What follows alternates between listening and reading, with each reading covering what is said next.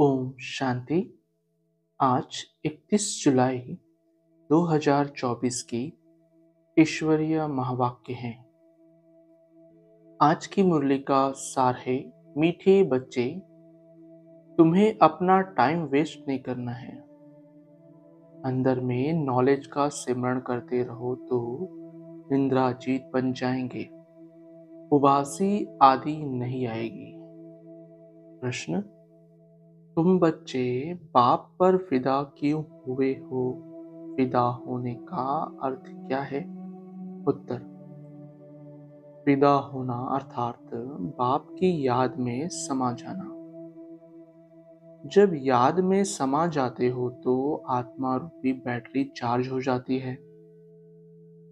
आत्मा रूपी बैटरी निराकार बाप से जुड़ती है तो बैटरी चार्ज हो जाती है। विकर्म विनाश हो जाते हैं, कमाई जमा हो जाती है। आज की मुरली से निकाली गई मुख्य पॉइंट्स, जैसे बाप शांति का सुख का सागर है, बच्चों को भी ऐसा शांति का सुख का सागर बना रहे हैं। फिर जाकर शांति धाम में विराजमान होना है तो बाप को, घर को और सुख धाम को याद करना है। अगला, बाबा कहते, अभी तुम बच्चों को सिर्फ बाप और घर ही याद है।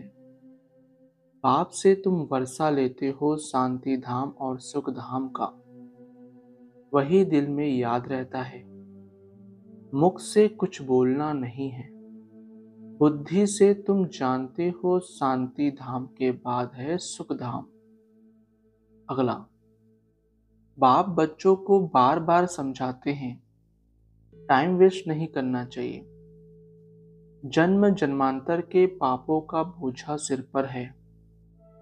इस जन्म के पापों आदि की स्मृति तो रहती है, सतयुग में यह बातें होती नहीं।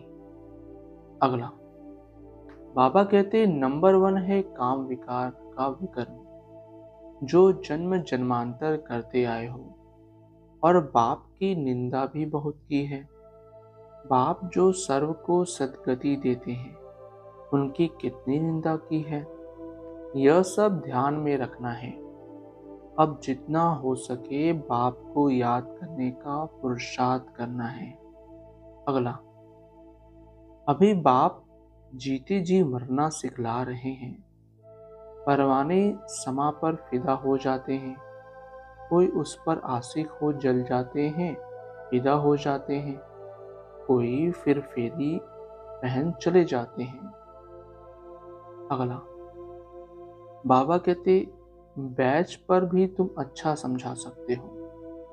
अब आदि सनातन देवी देवता धर्म था तो और कोई धर्म नहीं था।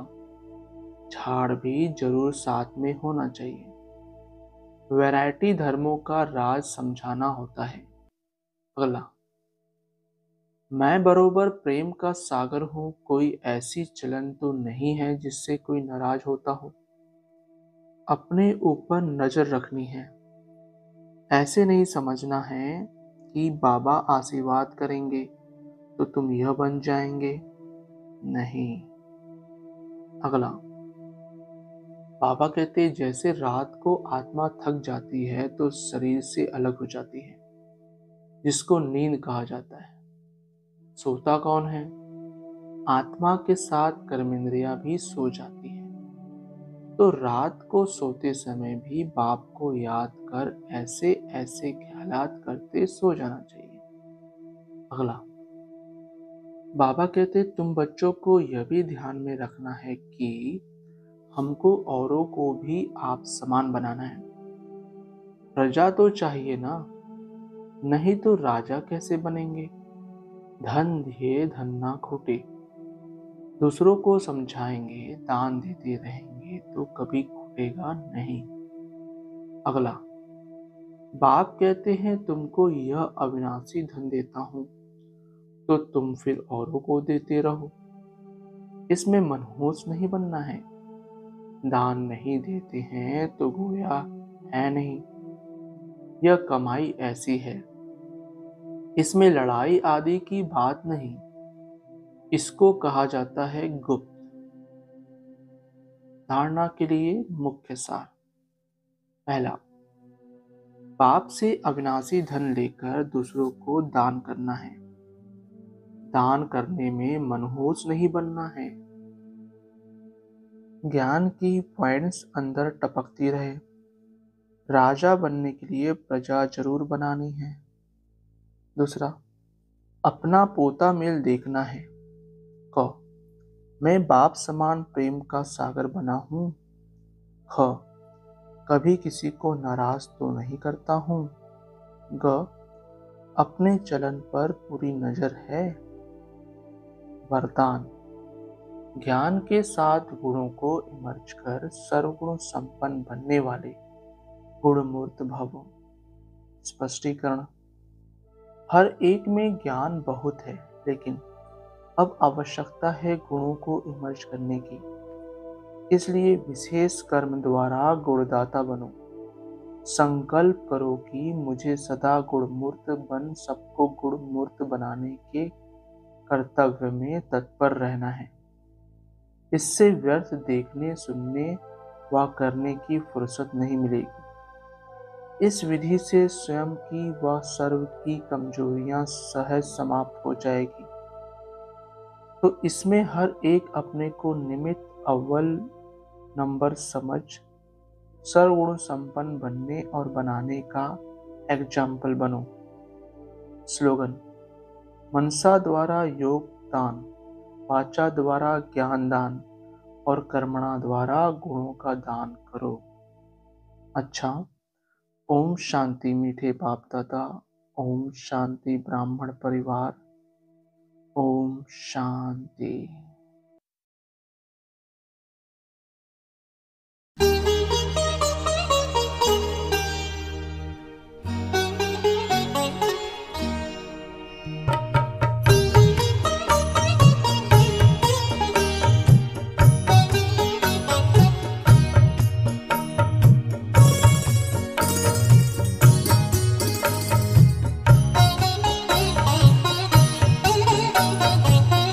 जीवन की लय पर सांसों के सुर में दिल ये हमारा गुनगुना रहा है, गुनगुना रहा है। करण करावन हार परम पिता है, तो हमसे करवा रहा है, करवा रहा है। जीवन की लय पर सांसों के सुर में।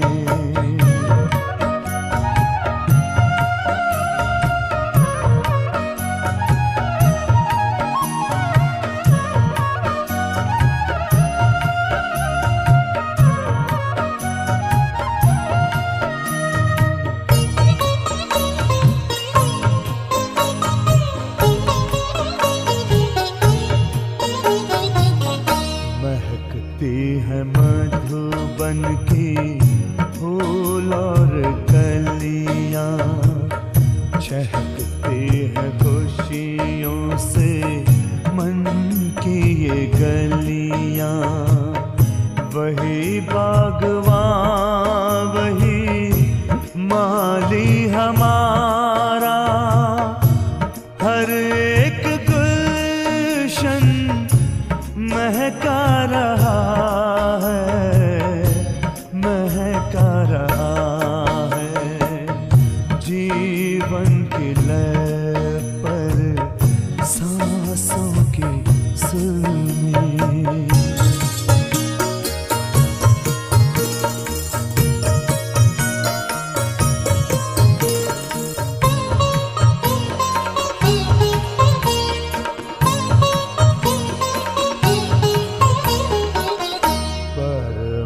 पिता की जो राहों पे चलते, उनके अरमां सदा पूरे हो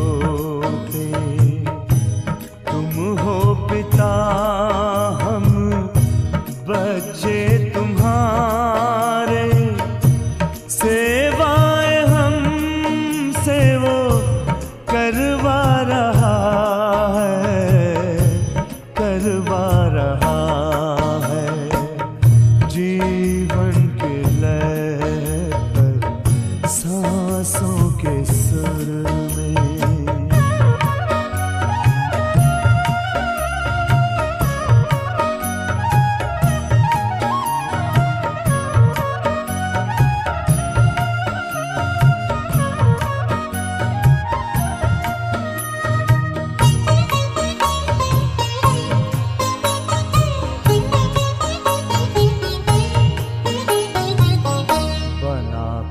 के साथ ही वो जग है बदलता, हो कर के साक्षी स्वर्ग है रचता।